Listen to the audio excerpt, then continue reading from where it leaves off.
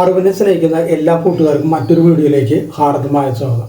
നമുക്കറിയാം, വല്ല അപകടങ്ങളിൽ അല്ലെങ്കിൽ മേജർ ഓപ്പറേഷനൊക്കെ നടക്കുമ്പോൾ ബ്ലഡ് കിട്ടാതെ, പണ്ട് കാലത്തൊക്കെ കൂടുതലായിരുന്നു, ഇപ്പോൾ അത്രയ്ക്ക് അങ്ങോട്ടില്ല.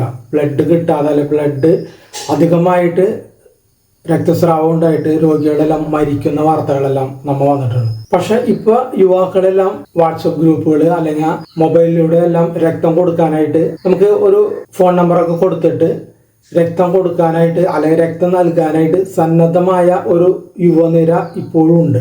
പക്ഷെ നമ്മൾ ഈ പറഞ്ഞു വരുന്നത് ഇതൊന്നുമല്ല. അതായത് ഇനി രക്തം കൊടുക്കേണ്ടി വരുമോ, നമുക്ക് അങ്ങനെ ഉണ്ടാവില്ല എന്നാണ് ശാസ്ത്രലോകം നമ്മളോട് പറയുന്നത്. നമുക്ക് നോക്കാം എന്താണ് അതിൻ്റെ കാരണങ്ങളെന്ന്. 4 പ്രധാനപ്പെട്ട രക്തഗ്രൂപ്പുകളാണ് നമുക്കുള്ളത്. എ ബി, അതുകൂടാതെ AB-O. അപ്പോൾ ഓരോന്നിലും ഒരു RH പോസിറ്റീവ് അല്ലെങ്കിൽ RH നെഗറ്റീവ് ഉണ്ടാകും.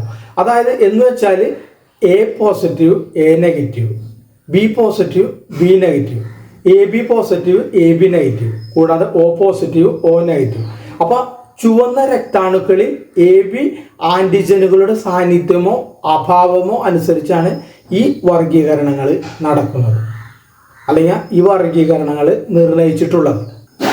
അപ്പോൾ നമ്മൾ നോക്കിക്കഴിഞ്ഞാൽ വൈദ്യശാസ്ത്ര രംഗത്ത് ചരിത്രപരമായ ഒരു കണ്ടെത്തലുമായിട്ടാണ് ഇപ്പോൾ ജപ്പാൻ എന്ന രാജ്യം മുന്നേറിക്കൊണ്ടിരുന്നത്. ജപ്പാനിലെ ഏതാനും ഗവേഷകർ ചേർന്നിട്ട് ഇപ്പോഴിതാ പുതിയൊരു കണ്ടുപിടുത്തം നടത്തിയിട്ടുണ്ട്. അതെന്താണെന്ന് വെച്ചാൽ കൃത്രിമ രക്തമാണ് അവർ സൃഷ്ടിച്ചിരിക്കുന്നത്.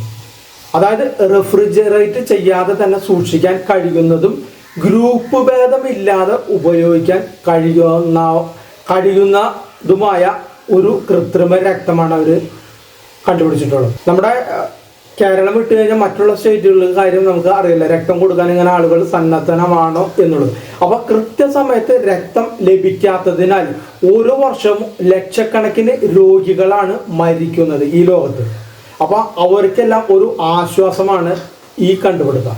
അപ്പോൾ വൈദ്യശാസ്ത്ര രംഗത്ത് വലിയൊരു കുതിച്ചുചാട്ടം അല്ലെങ്കിൽ ഒരു മുന്നേറ്റമാണ് ഈ കണ്ടുപിടുത്തം വഴിവെച്ചിരിക്കുന്നത്. നമുക്ക് ചില റിപ്പോർട്ടുകൾ പ്രകാരം ജപ്പാൻ ആസ്ഥാനമായുള്ള നാര മെഡിക്കൽ യൂണിവേഴ്സിറ്റിയിലെ ഗവേഷകരുടെ ഒരു സംഘമാണ് കൃത്രിമ രക്തം വികസിപ്പിച്ചെടുത്തതിന് പിന്നിലുള്ളത്. അപ്പോൾ ഈ വർഷം തന്നെ ഈ കണ്ടുപിടുത്തത്തിന്റെ ഒരു ക്ലിനിക്കൽ ട്രയൽ ആരംഭിക്കും എന്നാണ് ജപ്പാൻ വ്യക്തമാക്കിയിട്ടുള്ളത്. അപ്പോൾ ഈ ക്ലിനിക്കൽ ട്രയൽ പൂർത്തിയാക്കിയതിനു ശേഷം ഏകദേശം 2030 ആകുമ്പോഴേക്കും യഥാർത്ഥ വൈദ്യശാസ്ത്ര സംവിധാനങ്ങളിൽ ഈ കൃത്രിമ രക്തം ഉപയോഗിക്കുന്ന ആദ്യ രാജ്യമായി ജപ്പാൻ മാറുമെന്നാണ് ജപ്പാൻ മെഡിക്കൽ വിഭാഗം പറയുന്നത്. അപ്പോൾ ഈ നാര മെഡിക്കൽ യൂണിവേഴ്സിറ്റിയുടെ പരീക്ഷണത്തിന്റെ പ്രാരംഭഘട്ടത്തിൽ ആരോഗ്യമുള്ള 16 മുതിർന്നവർക്ക് മാർച്ചിൽ ഏകദേശം 100 മുതൽ 400 മില്ലി ലിറ്റർ വരെ കൃത്രിമ രക്തം നൽകിയിട്ടാണ് അവർ പരീക്ഷണം നടത്തിയിട്ടുള്ളത്. അപ്പൊ പരീക്ഷണത്തിന്റെ അടുത്ത ഘട്ടത്തിലേക്ക് കടക്കുമ്പോഴോ ഇതിന്റെ ഫലപ്രാപ്തി എങ്ങനെയുണ്ടെന്ന് നോക്കണം. ഇതിന്റെ സുരക്ഷ, അതായത് മറ്റുള്ള രോഗങ്ങൾ, അലർജി പോലുള്ള കാര്യങ്ങൾ ഉണ്ടോ എന്ന് നോക്കണം. അപ്പൊ ഏതെങ്കിലും രീതിയിലുള്ള പാർശ്വഫലങ്ങൾ ഉണ്ടോ എന്നുകൂടി കാത്തിരുന്നും നിരീക്ഷിച്ചതിന് ശേഷം മാത്രമായിരിക്കും ഈ ചികിത്സാ രീതിക്ക് പൂർണ്ണമായ ഒരു അംഗീകാരം നൽകുക. അപ്പൊ ശാസ്ത്രം മനുഷ്യനിലേക്കാളും വേഗത്തിൽ കുതിക്കുകയാണ്. അപ്പോൾ പുതിയ ഇതുപോലുള്ള കണ്ടുപിടുത്തങ്ങൾ ഇനിയും ഉണ്ടാവട്ടെ എന്ന് നമുക്ക് പ്രാർത്ഥിക്കാം. മനുഷ്യ രാശിക്ക് നന്മകൾ വരുന്ന കണ്ടുപിടുത്തങ്ങൾ ഉണ്ടാവട്ടെ എന്ന് പ്രാർത്ഥിച്ചുകൊണ്ട് നമുക്ക് വീഡിയോ ഇവിടെ അവസാനിപ്പിക്കാം.